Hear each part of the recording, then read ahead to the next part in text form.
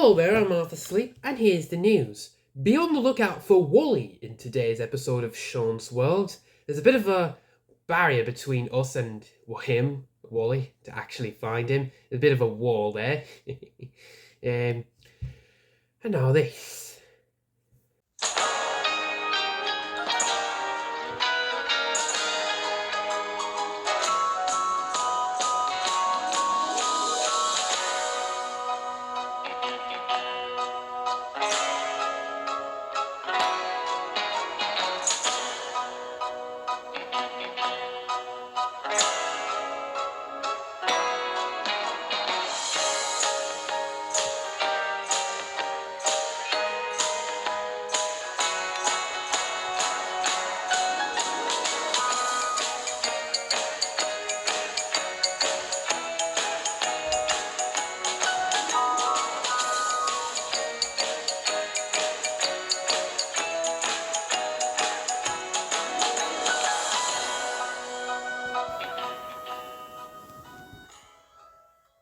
When Rory the racing car isn't racing, he might be found train spotting.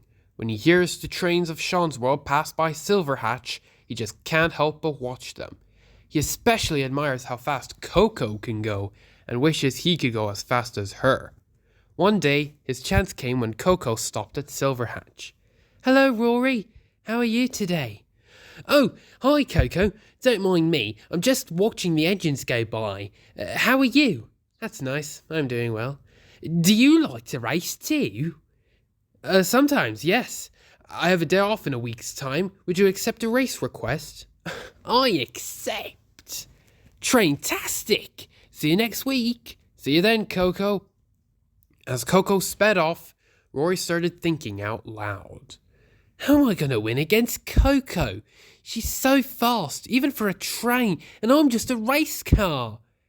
I think I can help." Rory knew where that raspy voice came from. Rainbow Dash landed gently on the Silverhatch workshop with her friend Zip Storm. "Are you Rainbow Dash, the element of loyalty?" "The one and only. And this is my friend Zip." "Hey, how's it going?" "We heard you talk with Coco, and I'm sure we can help you win the race." Before Rainbow Dash could say another thing, Rory was already in Silverhatch's workshop asking Big Chris if he can race Coco. "Well, you will be racing in Silverhatch that day anyway, so why not? You've got this, my son." "He said yes." "Awesome. Rainbow Dash knows a secret place to train for races." Rainbow Dash was off in a flash, and Rory followed closely behind.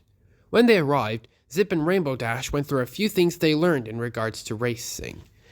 "Now remember, Rory, this is racing rule number 1.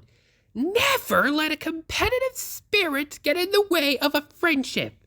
We Pegasi may be competitive when it comes to racing, but we value our friends first and foremost."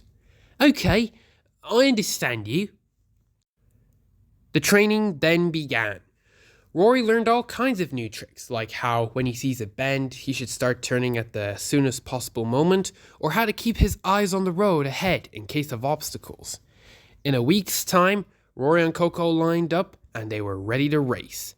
The track was clear for Coco, and Rory was ready to go. Edward puffed forward. "You will each take different routes around World, starting here in Bellamori and ending in Lazytown. You may only stop at signals or traffic lights, and if you need to refuel." Edward blew his whistle loud and long, and the race had begun. Wilson and Brewster cheered for Coco, while Cece, Tin Top, and Drifter called out for Rory. But halfway through the race, an accident occurred. Henry waited patiently at one of the signals, waiting for Coco to speed by, but he started too soon, and suddenly Rory slammed on his brakes, even skidding a small bit, and looked back.